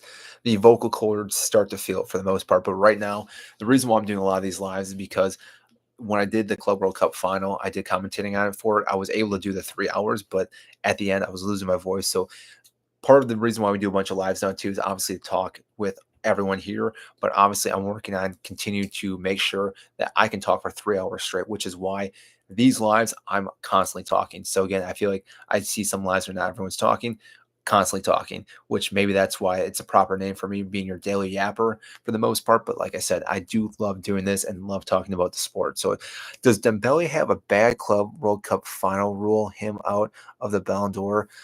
Um, Ballon d'Or is really it's up in the air. And again, I think the Ballon d'Or nowadays is all just media hype. It used to be actually the best player. I don't think that's the case anymore. I think they really do try to push a certain player for the most part. And so I could see Rafinha winning it this year. I think Mohamed Salah is actually probably the guy that should win it for what he did, just even in the Premier League, because I understand they got knocked out by PSG, which is unfortunate for Liverpool, because had they played any other team in the knockout stages, I do think they would have gotten a lot further and you've seen more of Mohamed Salah. So unfortunate for them, but still all the numbers he put up last year should have put him there for the most part. But like I said, I could see Dembele still winning, but I could see obviously Rafinha winning it as well. And I could see Vitinha actually also being in the top three, possibly winning it. So there's plenty of options I could win the Ballon d'Or this upcoming year. So Salah should win really. Yeah, I agree. Blue is the color. Yes, it is. I don't know about Gittins because I'm honest, I haven't watched him since lockdown. Lockdown's been a couple years. It's been roughly 5 years. So he's obviously grown a little bit and he's still good. He's very explosive, but it's the final third that's still not fully there. And that's not to say he can't score goals because obviously he can score goals, but it is one of those things that he does lack composure at some points. And so I do think he will get rotated quite a bit. A nice thing with Pedro Neto is that Pedro Neto can play on the left side. He can play on the right side. He can even play as a false nine. So I do think that if at some point we need Jamie Gittins to get more playing time, we can then just take Pedro Neto and just toss him on the other side. He's one of those players that, again, most wingers can't play left and right side. Like if you were to think about Mohamed Salah and try to throw him on the left side, he's not the player that he is on the right side. Same with Saka. Granted, they're still good players. They'll still probably score goals. Pedro Neto can work both sides, and that's the nice thing about that Enzo Maresca has. Sorry, I need to drink again here. Nice thing with Pedro Neto and that Enzo Moretz can utilize because even during the match, he can literally just take Pedro Neto and tell him, hey, let's flip sides. Cole Palmer go to this side, or again, any of the other players they can rotate, which makes Chelsea very versatile and very dangerous because depending who we're playing against, if they are trying to do some type of inverted wing back or right back, left back, we can then find the players that we need to move around and actually put them in that position. Most players can only play on one side because if you think about our players currently that we have right now, again, Cole Palmer can play right side, left side, right down the middle. Pedro Neto can play left side, right side, right down the middle. You look at João Pedro can play left side, middle. I don't know if he can play more on the right side, but that's the possibility. And Cuckoo can play obviously right side, middle, left side. Then you look at even our backs. You can have Malagusto play on the right side. He's backed up for Cucurella. Reece James can play on the right side, can play into the middle. Most of the players that Chelsea have right now are very versatile, which again is a fabulous thing to have as of lately because, like I said, we can do so many different tactics, which is going to be very difficult for teams to know exactly. Because even when Enzo Maresca puts out the stat sheet or the starting 11, I have no idea what we're doing right off the bat until I actually see us kick off. I mean, I see the names. I still don't know what Enzo Maresca is thinking because of the players that we have. There's so much versatility with it, which is, again, a good thing, maybe a bad thing depending how you look at it, because then Enzo Maresca can obviously get in his head with tactic wise, but overall, I think he understands what he needs to do for the most part. So that is my ramble for what I thought about that. What are you talking about? Exactly. I think I rambled a little too much about Chelsea and their tactics because we were talking about Jamie Gittins. I think I got off track a little bit there. We were talking about how I think Jamie Gittins only gets a little playing time in the beginning because he's just not the player that's going to start over any other Chelsea players as of right now. So sorry, that's I got a little ramble right there. Did you watch the Club World Cup? I did, and I also went to some of the matches as well, and they were great matches to go to. Reinhardt, again, I think he will get some playing time. I just don't know if he's going to start every single match. Would Gyökeres to Arsenal make the list? Yes, he would easily make the list, and I think I would knock out Zubamendi then. And again, this isn't to say that again these players from here 2 to 5 I think are all they could all switch around, but I do want to say that he would go there.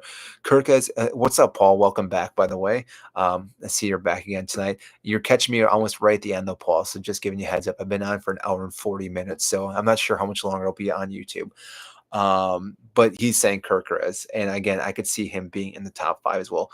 Would Rogers make Chelsea? Would Rogers to Chelsea make it? Yes. Again, I talked about this earlier. Oh yeah, Aries. That's a good signing too for Wolves. Actually, I'm curious how well he does because why am I?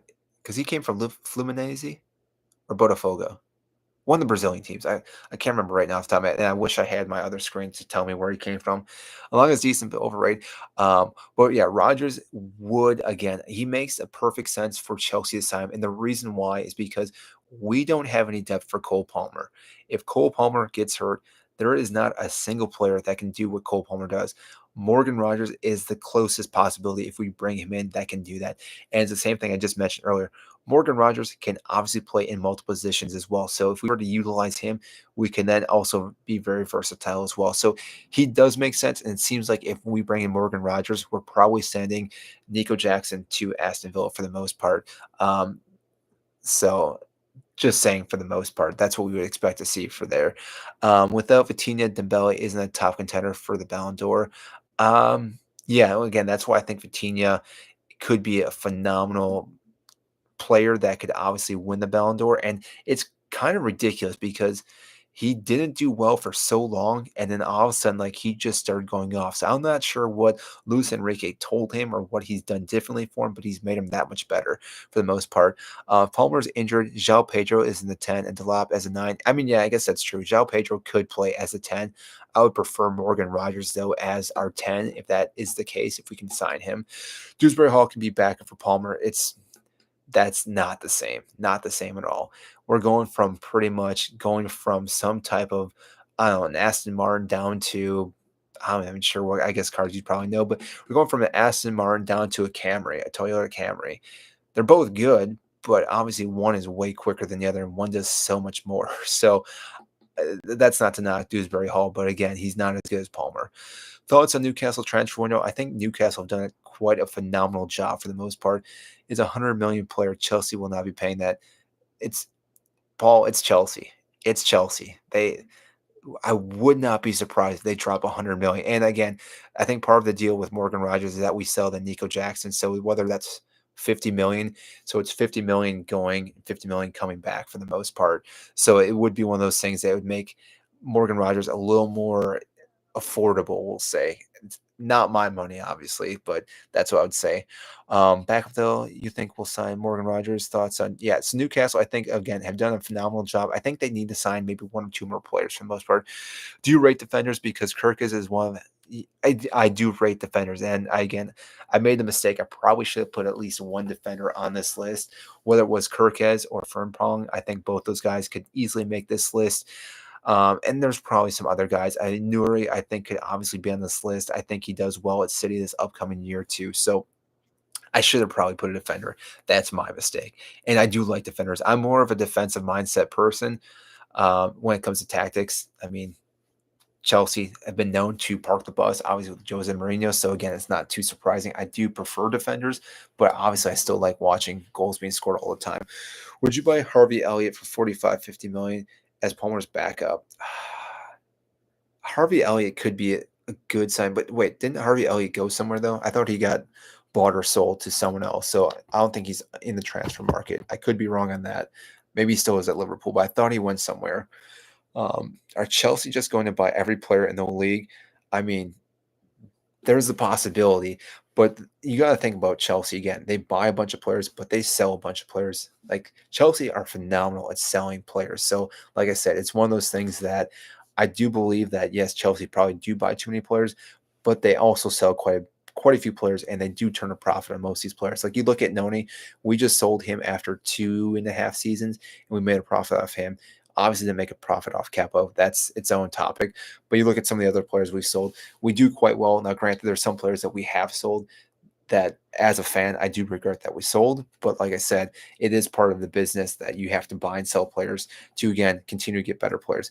Chelsea's new kits are tough. Yeah, I plan on buying a new kit next week when I'm there. Going to be a long sleeve. I don't know if it's going to be anyone in the back.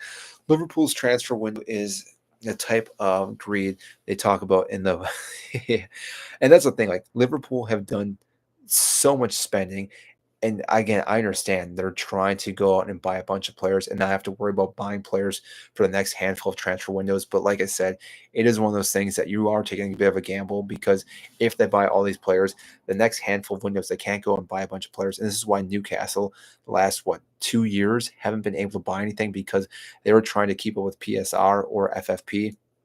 They now have the capability, which is why Elanga was bought for Newcastle. Who will be Thomas Tuchel's number 10 in the World Cup? Palmer or Foden? Palmer. Palmer over Foden all day long. And that's not to knock Foden, because Foden is a good player. He's more of a utility player, and we've seen him not do well for England. Like time and time again, he hasn't done well. Whereas Palmer has done well for England, multiple matches, scored in the final, had a massive assist and everything in the last tournament. He's a guy that again does well in finals. He always shows up and is always good under pressure. Honestly, we have so much money, but PSR is the kill. Yeah, exactly. It's one of those, and again, it makes sense why there is rules. Otherwise, again, Chelsea and all the other newer clubs would be buying players left and right, and it would turn into a super league. So you have to have some ebb and flow with how much you're going to be spending. Now, granted, there is still some issues with it, because you can buy and sell your own company to your holding company. Chelsea did it, and therefore, again, do I think that's legal? No, but again, they found loopholes for it. So, all right, we've been on here for almost 2 hours, so I'm gonna call it quits here. So, everyone, thanks for showing up. I may be on tomorrow night. I do not know, but otherwise, I probably won't be back until what is that, August 1st, probably. Maybe I might have one more live, but obviously, if I do one tomorrow night, yes. But otherwise, it won't be until August 1st, because I will be out um, just gallivanting through England for the most part. Rank these DMs before I leave. Worst Caicedo, Rice, Gravenberch. Worst, I'm gonna say Rice is the worst DM. just because he is an engine that goes and does well attacking. But if we're looking just defensive wise, I'm gonna say he's the worst. Then Gravenberch, then Caicedo. Caicedo is the best CDM as of right now. Okay, and the life for not putting. Again, he's a guy that I think will do well, but it's difficult to again to pick City players because they all could do average. They obviously all could do phenomenal, and they obviously all could not play at all. You never know with Pep. So yeah, I'm gonna head out. Great talking to everyone. Like I said, I might be here back tomorrow again. We do roughly around the same time, late in the evening, like around 10 o'clock. It obviously depends each and every night. If I'm not on tomorrow, it won't be until next week and a half, August 1st. So if not, I'll see you guys then. Peace out.